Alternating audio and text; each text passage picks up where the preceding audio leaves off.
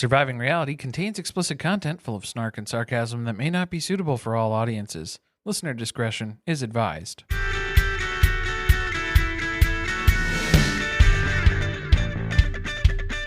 Hello and welcome to Surviving Reality. I'm Corey. And I'm Carly, and we are here with the premiere episode of Gypsy Rose Life After Lockup Season 2. Pregnant on Parole is the name of this episode. And what popped into my head, Carly? I don't know. Am I pregnant? Am I pregnant? Is there a possibly I am pregnant? We're going to have to find that YouTube video and I'll post have to that put for a link. everybody. Yeah, I'll have to share a link for everyone for the Am I Pregante song. It's just all the misspellings of pregnant across the internet. People going on Yahoo Answers, if you remember that Wild Wild West early 2000s page before they shut that down. And what's the other one where you can ask questions? Quora or something? What was that? That one's still around. Oh, gosh. So it was just that, but then it's all the posts are, am I pregnant? But then however they spell pregnant is very wrong. Butchered. And then they just made an entire song about it. So it's art is what it is. We left Gypsy last season learning about what her first few months out of prison were like. She married Ryan before she ever got out. She moved in with him. Whoa. Jesus. I'm knocking things over here. I'm getting really Fired up about it. A lot of those 6 months, it was just full of brownie batter. There was Pump and dump. a lot of raw dogging going on. Ooh, baby. Was there ever? And of course, we're no longer with Ryan. He's gone, out of the picture. I still pop up on your TikTok feed every once in a while, depending on your algorithm. You know, I really missed him in this episode. Missed him? I know he was all over the place. Not enough. There wasn't enough Ryan. He was sprinkled in. Lived for being in front of the camera. Of course he did. And then they had to sprinkle him in with his social media posts. And then that was the way that they were building anticipation. At first, I thought it was just an excuse because they weren't able to send camera crews over to their apartment. That was probably what it was going to be. But we did get one scene towards the end where he was on camera. The production crew was there for that. I just feel like Ryan was really the narrator of season 1, if you think about it. Because it was all through his perspective? Yeah, like we were watching Gypsy, whatever, but Ryan was telling us everything that was going on. Ryan's life after lockup? Yeah. He really felt like it was both of their story. I think so, yes. He was laying claim to a lot of that. And now we have Ken. Ugh. Who looks a lot like Trey Parker from South Park? Okay. The creator of South Park? Yeah, fair. Co-creator. I don't like Ken. I'm going to say it up front. Well, maybe that's why they changed the logo for season 2. There's like a black and white behind Gypsy Rose for this one, because I think it is. It's either you love her or you hate her. And there is that duality now, the split in the audience. Do you think that maybe we need to explain like who Gypsy Rose Blanchard is? At this point, I don't think there might so. be someone who is not familiar with Mommy Dead and Dearest. I'm sorry, who's jumping into season 2 of Gypsy Rose Life After Lockup? I'm not and they gonna don't judge. know who Gypsy Rose is? Look, I think that whenever Gypsy is mentioned, what happened needs to be mentioned. We get into it a little bit. We'll sprinkle in some backstory throughout this episode. So you can drop in on this episode as needed. No backstory, no 101 prerequisites required for this one, so don't worry about it. The episode description for this one is Gypsy Rose Blanchard is expecting. Hold on. Oh, God. Blanchard Anderson. She has not gotten divorced yet. I know they didn't put it in there. I'm telling you what the description I'm just reminding says. them that her last name is Anderson still. Legally, Lifetime is describing this as Gypsy Rose Blanchard is expecting just 6 months after her release from prison. Due to parole restrictions, a pregnant gypsy will have to navigate 2 households. That sounds like a different show. One in New Orleans with boyfriend Ken, and one with Rod and Kristy down the Bayou. How much fun would this be if it was Seeking Brother Husband? Mixed with swamp people. I need that. More of that. Because we were trying to figure out what the hell does Rod do for a living? And then you find him on LinkedIn. And I did. I looked him up on LinkedIn. his job description is just a bunch of letters, and I don't know what they mean. It's just acronyms that I can't pronounce. He works on an MPSVC installer. Mm-hmm. And then he had some other letters as well that were about Credentials. his position. Yeah. So from what I gather, it seems like he constructs things under the ocean. That's not the way you described it to me earlier. He lays pipe under the sea. He lays pipe under the sea is how it was described Much to me. like Jovi from 90 Day Fiancé. Jovi, why you do this to me, Jovi? You leave me in New Orleans with baby, Jovi. This is a big week for Amy of Little Miss Recap. Rod made his reappearance to reality television. We'll have to check on her Yeah. and make sure she's okay with the season premiere here. He had such a redemption moment, too, because he told Gypsy and Ken last season, don't get pregnant. Out of all the things that you could be doing together, don't do that. No pregante. And here we are. Oh, dear. Didn't take his advice. And he had to tell Kristy, too, if anything happens with Ryan and Gypsy's relationship, it's going to be your fault. And that was spot on. Yeah. So nailed Ken it. calls him as Ken. Rod calls it as he sees it. Yes. Let's talk about Ken more, because is this Ken's baby? That was the big question when the internet found out that she was pregnant. Because the timelines between her relationship with Ryan and the start of her getting back together with Ken seems like they could have overlapped. Dangerously close is what's going on here. Plus, how much time had elapsed? How long had she been seeing Ken before she left Ryan? All of these questions need answers. I thought he had some nerve being upset that she was not divorced yet and pregnant. Like, I get it. Awkward situation. But you had some responsibility that got you to where you are. She didn't do it by herself. No, and you knew she was married. The danger is she might have done it with Ryan. It's not by herself, but yeah, that could be the problem here. I do think that Ken looks really stressed out.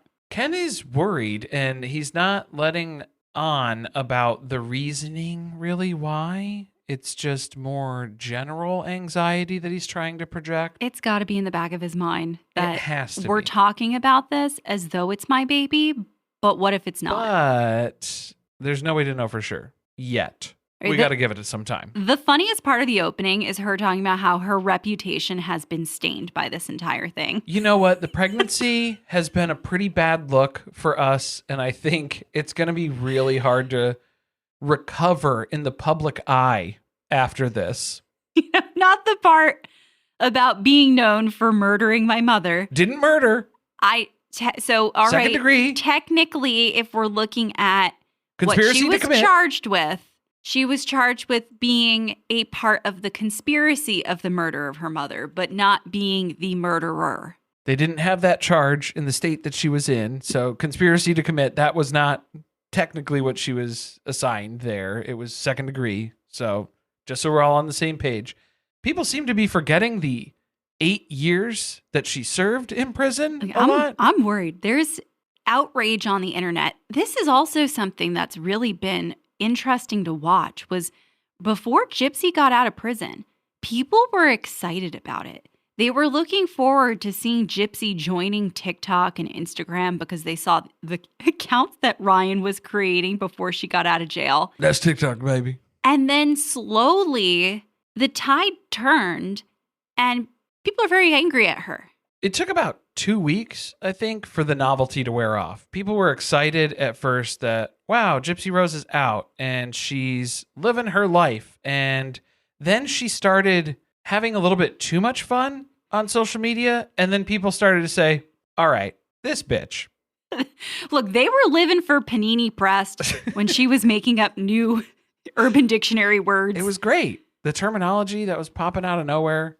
But since the last season aired and finished, there's been a big discussion online about how involved she was in her mother's murder, where there's a group of people who are convinced that she actually committed the act herself. The Act, which is now streaming on Hulu. The Act is easy, as we all know. That was a really good plug. Did you like that? Yeah. We just worked it right in there. I'd like to get a check from Hulu for that. No, that won't happen. That was very good, though. If you haven't watched The Act, recommend it. Joey King was great. Oh, Gypsy Rose. The idea that the baby is the thing that has driven people to either dislike her or question her life choices is comical. No, I think it's mostly with the getting married before you even leave prison to the guy that was kind of your rebound from your previous engagement to Ken. And so Ryan gets left to pick up the pieces now because she has divorced him and is now with Ken and having a baby, even though they're not married yet either, which I don't really care, but abandoned her puppy. That is unforgivable. The crime that I will not forgive. She is the one who was the biggest proponent to push for they need a puppy to save their relationship between Gypsy and Ryan. And now Ryan is a single dog dad, just barely holding it together over there. He's so big and the dog is so small. It was like me and Maisie on the couch. It really resonated with me personally. They're going to go to the first ultrasound for this baby. Or is it the first? I don't know. First where they're going to hear the heartbeat? She used a term that I wasn't comfortable with. It was intravaginal or something like that. Yeah, they got to stick something up there. Yep, not a fan of that. You get used to it when you're a woman. Let's keep stuff on the outside. When you go to the doctor, lots of things. We don't need no probing, no up in. Just don't do that. That's okay. They got to get in there close to the baby. I'd rather not.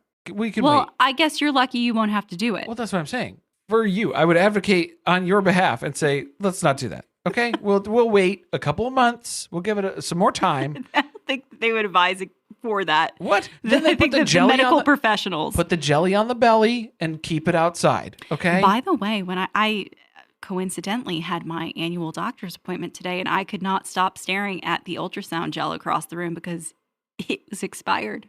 Oh, you checked the date on it? I'm sure it's like there was nothing else to read in this room. They didn't have footprints in the sand on the wall for you to read? No. Damn. So, now I'm like, I don't know. I can't get pregnant. This place uses expired ultrasound gel. Does it just lose its efficacy at that point? Probably not, but I felt like I should have said something. I didn't use it, but I saw it, and then I thought, I hope they're not going to use this on anybody else who comes in here. You know what? Maybe they froze this batch, and then you just throw it in the freezer. It just extended the life for it a little bit. Well, that's unfortunate, because one of the things that sucks about it is that it's cold usually. Very cold. Yeah, that explains that. That's what I was hinting at there. What was Ryan's freezer was full of ultrasound jelly? Expired ultrasound jelly. Gypsy had to clear it out last season. Anyway, Ken's weird. Okay. We kind of picked up on that. Yeah, I'm getting a vibe that makes me uncomfortable. And I don't know if it's just because he doesn't like being on camera. I kind of think it's because he doesn't like Gypsy. I don't think he does. But why is he here then? Why? I think he's gotten himself into a situation where now he's stuck here. Well, with the baby. Yeah, the baby is what is keeping him here, anchored here. They talked about how both of their families are disappointed in the timing. Nobody wants to say they're disappointed in the baby. Could have been better. But maybe we could have waited at least until she was off parole. And maybe Ken is thinking the same thing. Just the living situation alone is what's going to be tremendously difficult to navigate because Gypsy is on parole still for the remainder of her 10-year sentence. So she had served 8 years in prison. She was released at the end of 2023. And so she's on parole until June of 2025. The baby will be 6 months old by the time she gets off of parole. So the issue there is that she has to establish a home, a residence, and she was living with Ryan at their apartment because they were legally married before she even got out of prison. So she was able to go and move in with him immediately after getting out on parole. Now she has changed that because she's in the process of divorcing Ryan, that now she lives with her dad and stepmom in Cutoff, Louisiana. Which seems like the middle of nowhere.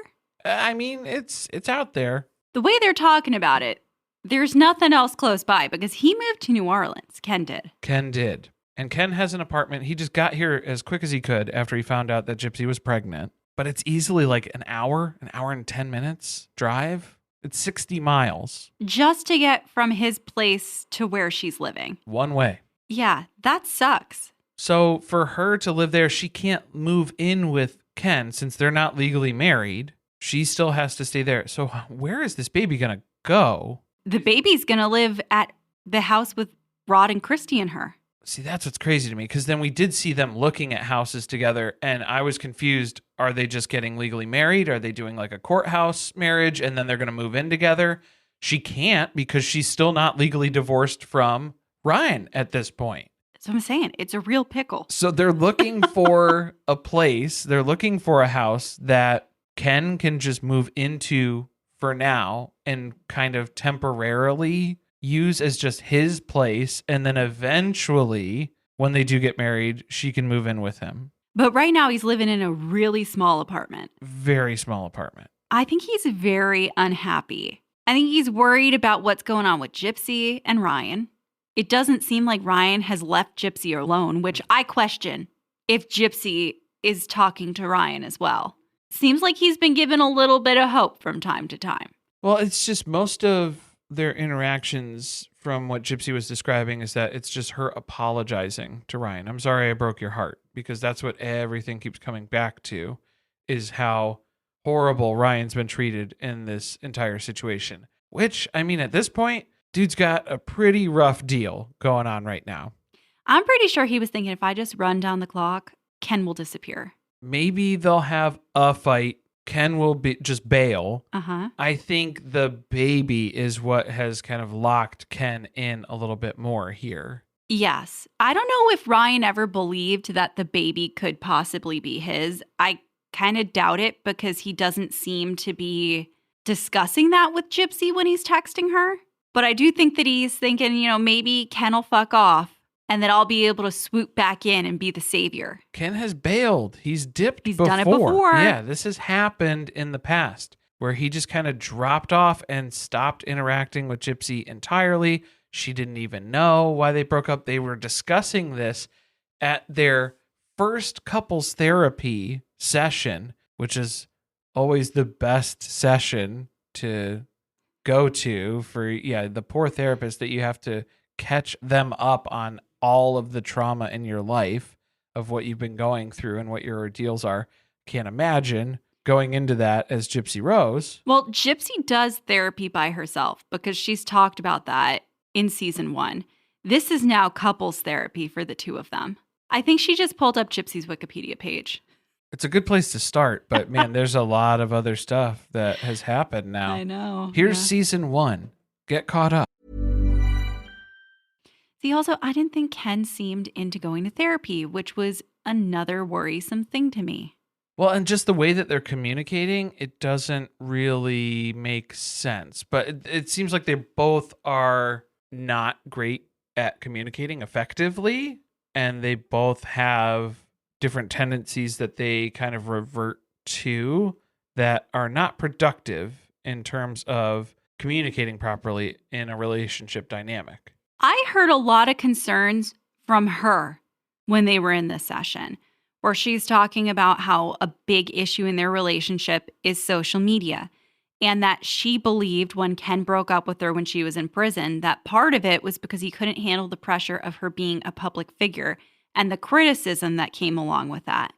And he just kind of brushes it off like, no, the things people say online, they bother you more than they bother me. So that's not really part of it.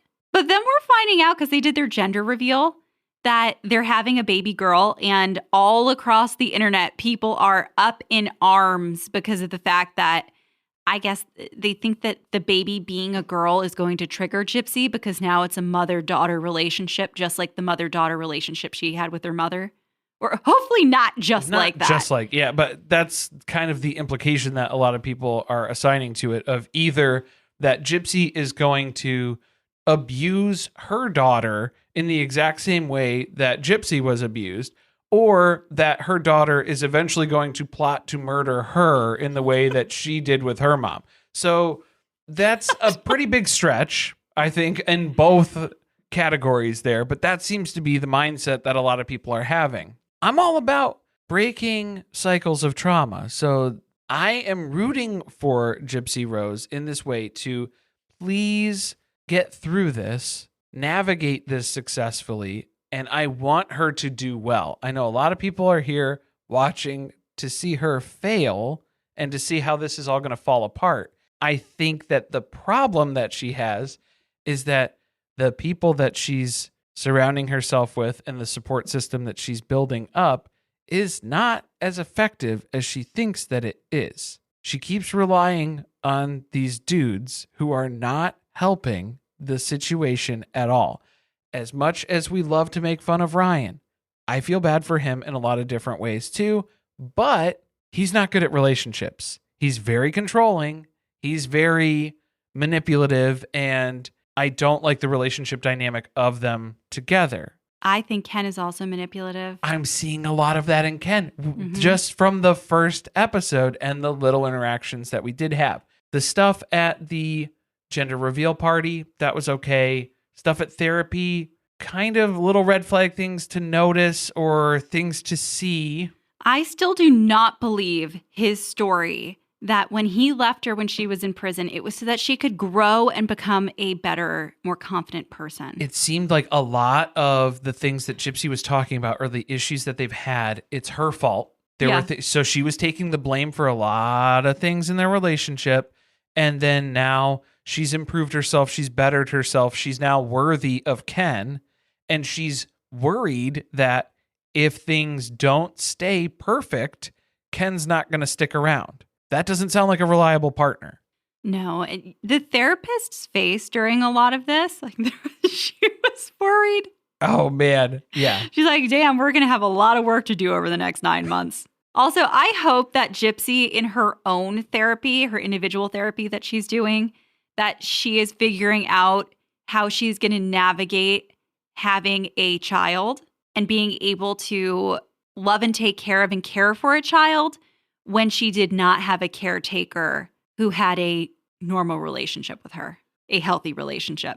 And what I worry about too is that there are going to be these times where the relationship dynamic between Ken and Gypsy, the best example that we have is their date in this episode.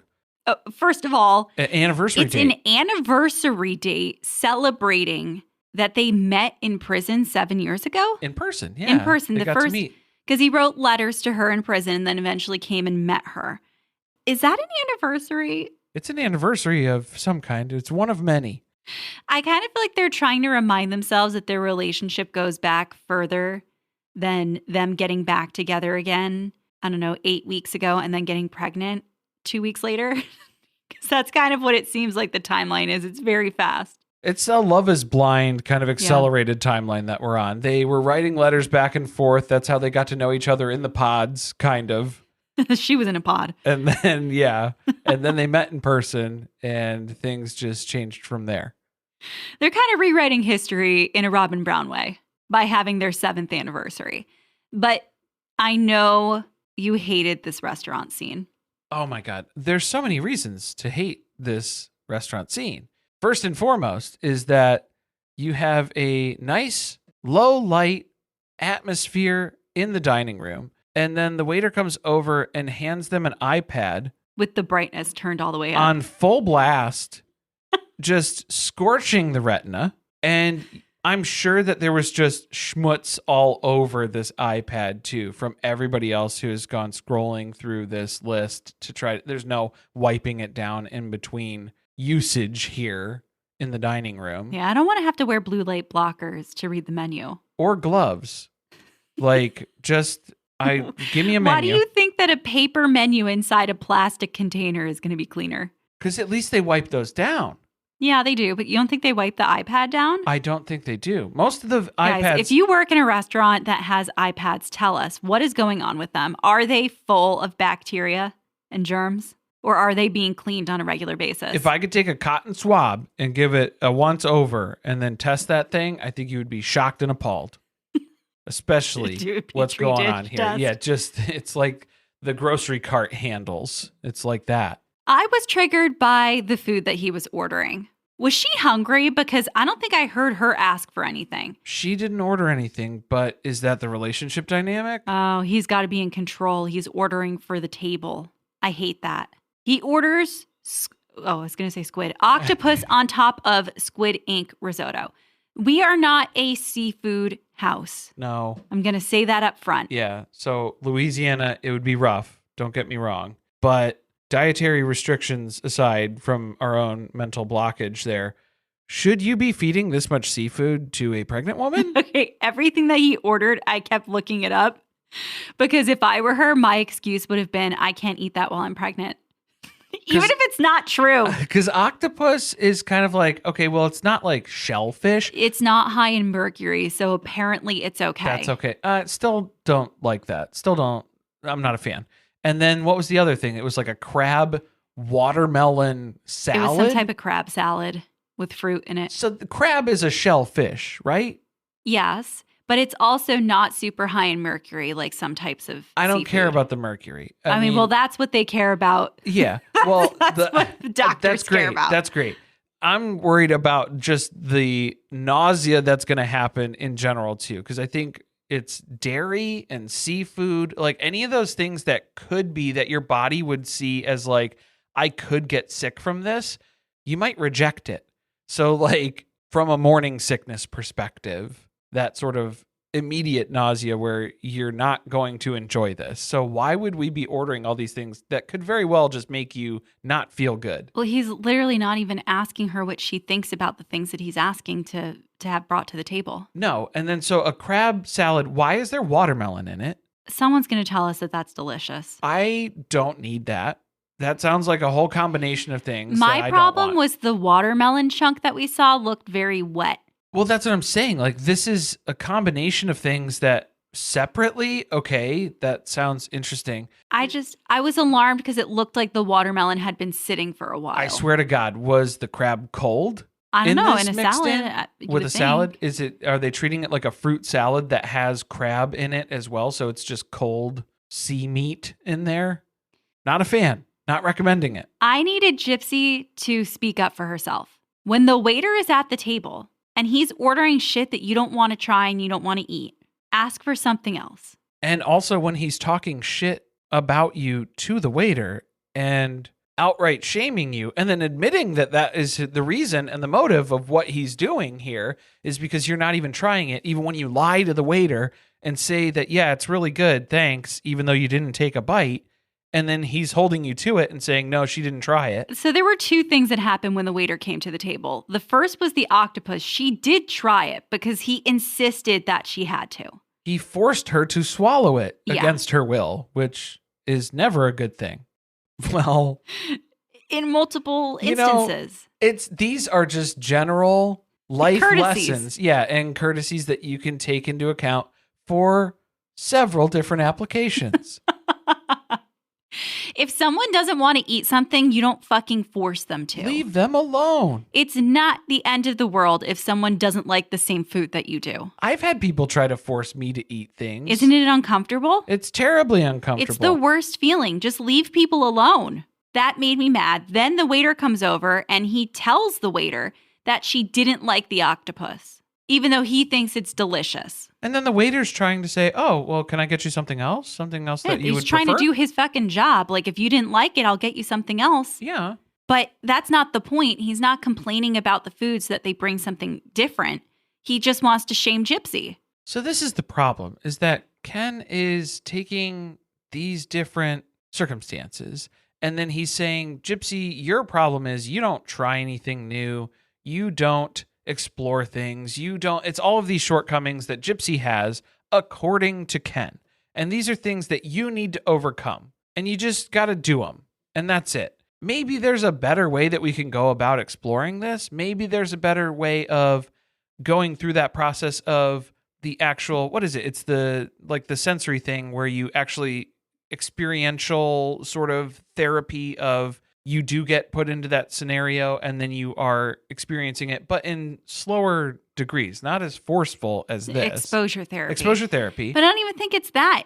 If she... Oh, there's no therapy that's going on here. Yeah, Oh, this no. is forced. No. Everything's forced. I'm just saying they're not Gypsy's goals for herself. Right. These are things that he has decided are wrong with her that she needs to change. He has decided she needs the crab meat.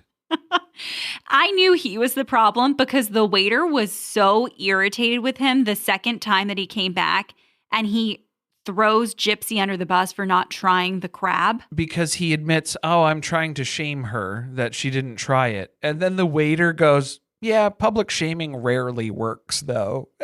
Because, like, give this guy the biggest tip ever. That He was the is first part. The thing I champion. loved was Gypsy's trying to explain it away that I'm sorry, I'm pregnant, and so I'm kind of like extra picky about what I eat. And he was like, that's okay. You could be picky for any reason. It doesn't matter. Yeah, you don't need an excuse to say why you don't want to do something like that, of eating food that you don't want. Yeah. Like, no. No, Gypsy, you don't date men like Ken.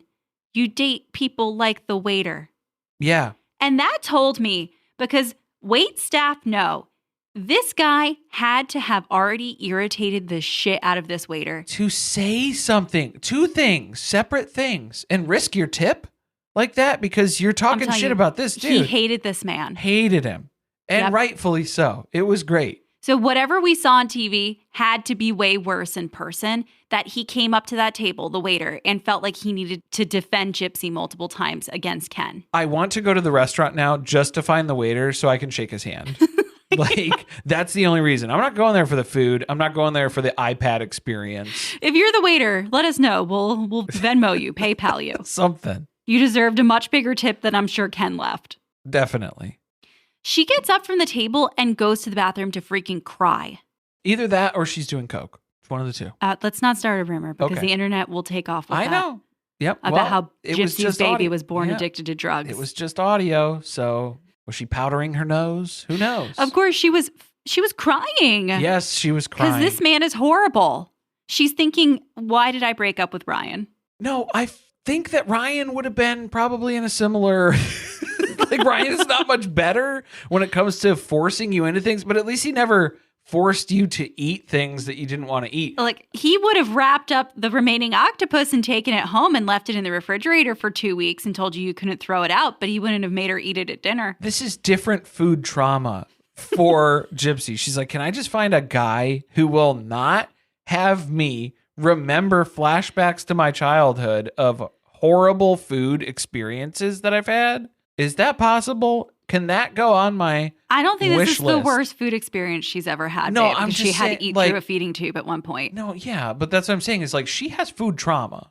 That's all rooted she in that. was told she was allergic to sugar and couldn't drink soda for many years. Or taking medicine, being forced to consume things that is against her will, that she's being told that she needs and that she should be doing this stuff.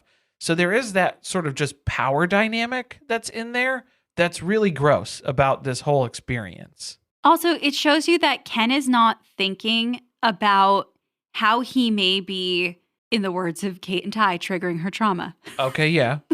What his impact or like how he's contributing to this. Yeah, that was a really good example of something that he should have approached differently just based on her life experience. Seems to be lost on him and then absolutely no consideration taken at all.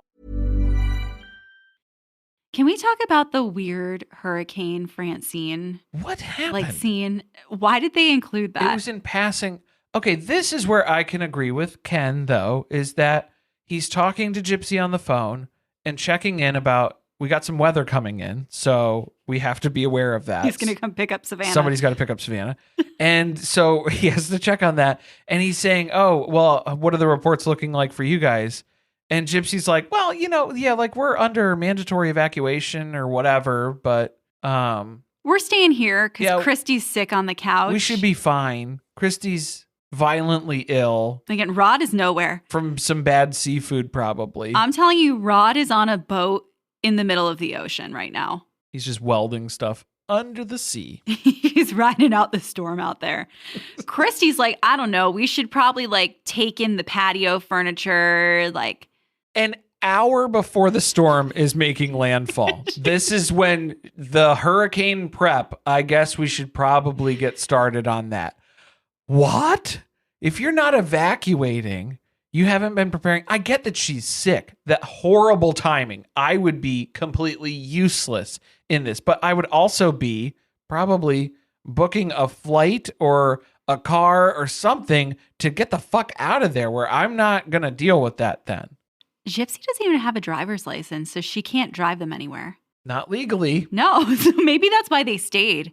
I don't think so. I don't think so. Kristy gives me the vibe of someone who's riding out a storm no matter what the forecast is. Yep. So Ken was like, okay, so you're under mandatory evacuation and you are choosing to stay. You are pregnant, pregnate. He makes a joke about, if something happens to her in the storm. If you're dead, I told you so, I think is what the assessment was. Which She also didn't. makes me question, did he leave her there thinking, it wouldn't be the worst thing that would happen?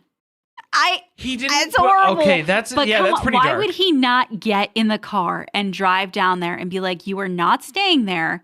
I am driving you and Kristy up here. Because the storm is going to make landfall in an hour. It's going to take him an hour to get there, and then they're going to be in a car on the way back. It's not like the hurricane came out of nowhere. That's what I'm saying. Why are all of these considerations being taken into account 60 minutes before this storm makes landfall? That's my problem. My problem is that Gypsy sits there on the phone next to Kristy, who is just sprawled out on the couch. Vicks Vapo Rub covered her entire body, and she's just gassed. She's steaming. She's gasping for air at this point, and she's like, well, I better go put on my rain gear. She's got to go put Rod's coveralls on and go outside and take all the furniture in. And batten down the hatches. Was there nothing that Gypsy could collect from outside? I'm sure maybe moving the big furniture is not something that would be advised for her to be doing, but anything, literally anything that was outside. But Could also you pick it up? not advised to stay in an mandatory evacuation space to ride out a storm like this either. No. Not recommended. And then she just casually mentions, yeah, it's not my first time riding out a hurricane. The last time that I was involved in a hurricane, it was Hurricane Katrina. And that was when our home was destroyed. And then my mom took us to Missouri so that she could continue to abuse me far away from all the people who knew and loved me. So whatever this hurricane is, it won't be as bad as that one. I think that one, we could say that was the worst hurricane that Gypsy has experienced and will ever experience, hopefully. But you can't say that with absolute certainty. Oh, and then they don't, there's nothing, there's no follow-up. They're just poof. in another scene. The storm's Everybody's over. fine. Storm's over. We're not addressing anything. We're not going to talk about that. So maybe that'll come up in therapy or something in the next episode, because that would be something worth mentioning, I think, as far as the disagreement that took place of not really seeing eye to eye on the strategy of getting through this storm here. The biggest thing for me out of that was Ken being, by the way, where was Ryan? I want to know how far away Ryan lives. They did say the name of the town, but Yeah. I don't. I'm Ryan, not familiar with the geographical layout of Louisiana. That was your white knight moment to swoop in and save her from Mother Nature. He's just going to roll in on an airboat with the little puppy. Jump in, Gypsy. You do it. You're better. I can't do it. Gypsy, come on, you got to get on the boat. You got to get in here. Don't worry. If you're hungry, I got some leftovers in the cooler. He's going to drive her out to wherever Rod is in the middle of the Gulf. Yeah, we got to go pick him up too. No, but Ken being an hour and 10 minutes away, it was just giving 16 and pregnant. That always happens because nobody can live together. Most of the time, the parents won't let the two teenagers live together once the baby's born. And I am just expecting that it is going to create a lot of tension between the two of them. That's the death knell for any teenage relationship. And that's basically what this is right now, whether they know it or not. I think Gypsy's kind of getting the idea that, yeah, maybe we're not really as prepared for this as I thought. And maybe I haven't thought everything through here. I'm going to go ahead and say it. Her sister is still the only voice of reason on this entire show. Because I would say that Rod kind of has voice of reason to him. I think he just knows that whatever bad decisions people are making, he has the foresight. Oh, he has already resigned himself to the fact that he will say things, but nobody will listen to Nobody's going to listen to that. So, and then I think that's kind of what her sister's going through too, Mia. And she is just the one who absolutely has the correct take on everything. But then Gypsy isn't listening to any of the advice that she's willing to give. She'll listen to Kristy, and Kristy's just got more bad ideas, just more stuff to explore, more things to try out. She's not going to enable her, though. No. She didn't make sure we knew that. Yeah, that's good. That's where she draws the line. I guess he can't move in with them. He can't move into Rod and Kristy's. Yeah, there must be something with Parole then of you can't whoever, take a boarder in. Well, like whoever you can't have a renter. the people that are listed as that residence or something. I don't know. Like it has to be family members or I don't know. I'm not sure what the legality is. I'm telling you, it's a teen mom thing, and they just don't want him there. Also, doesn't he? I guess he has to work. Is he working in New Orleans? I would think that's why you found a populated place to move to, but maybe he just like couldn't fathom moving to cut off Louisiana. You get him a job on like a gator boat. Yeah, the rent would probably be cheaper for sure. Anything else about Ryan? They kept cutting his TikToks in, which was like very comical. They had to build, it was the building the anticipation. He was running his mouth all over TikTok when this was happening. But then he was saying that he wasn't saying anything bad about Gypsy, which I would argue is not true. That's not accurate, but that's what they included in the show. He did spill some stuff about what was going on between him and Gypsy in the texts and things, but it was more so people were on his side. So he kept getting on lives and like thanking everyone for all of their support, which if people are supporting you in a breakup, that means the inverse is that they're not supporting Gypsy. Yeah, it wasn't so much that they loved Ryan. And I think that was the way that he was accepting that hashtag TeamRyan. And that was very important to him. And it was helping him out in some way, shape, or form. It was because people were joining his lives, I guess. But it was more so people who were just against Gypsy. Anti-Gypsy meant pro-Ryan. And that was a way to kind of stick it to Gypsy. Look, I'm going to throw this out there. Ryan, if you're listening, and I think there is a possibility you are, we invite you to come on the show and be interviewed. Corey will talk to you about wrestling for an extended period of time. Yeah, send us an email, hit us up. I'll send you a message on TikTok. So check your inbox. Your DMs. The name sign that was on the wall, that was like a big featured item in their apartment in the first season. The Ryan and Gypsy sign. And now it will forever be a remnant remains on the wall of the apartment. How long was it plugged in? It burned into the drywall? We're going to need David to come repair it. We're going to need a drywall tortilla. Drywall tortilla. Yeah. Is there a warning? Is there a sort of disclaimer that can be provided for this neon light that was stuck to the wall? I feel like it was recalled and they just never did anything about it. They just left it on 24/7. He's like, I guess I'm just going to have to paint this or something.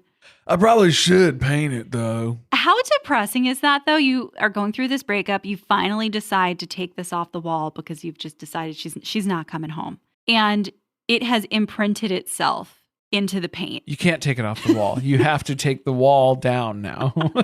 Like it is the wall. Him living solo in that apartment looks exactly the way I thought it would look though.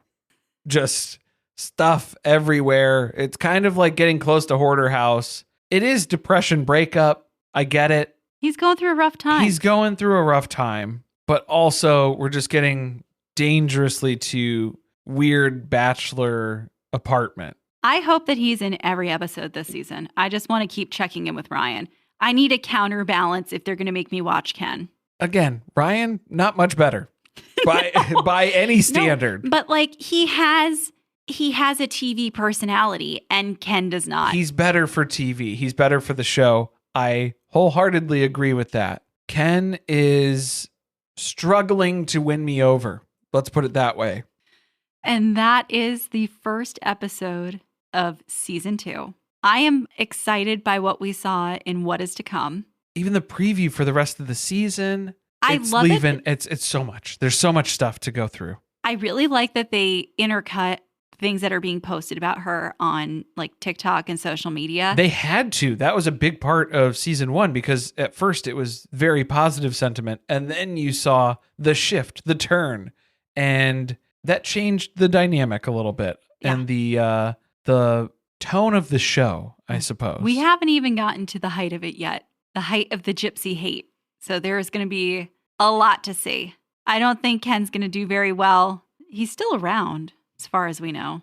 As far as we know, yeah, maybe they are doing a better job keeping things under wraps, not posting on social media as much anymore. I can't even keep track of the number of times that she deleted her accounts and then posted them again. And then she said she wasn't going to post pictures of the baby, but then I think at some point she did. Lifetime was probably like, no, the baby is going to make its premiere on this show. Delete that right now. They got to save some surprises for us. Plus, it's everybody, it's going to be more people online who are reporting her to her parole officer and all sorts of drama that ensues from that as well. Struggles all season. It's not going to get easier. It's an uphill battle, that's for sure. The life of Gypsy Rose. Well, I hope you enjoyed this episode and that you're going to stick around with us as we recap the entire season. You can find us on Patreon. We're over on TikTok. We're on YouTube. All the links are in the show notes. Thanks for listening. See you next time.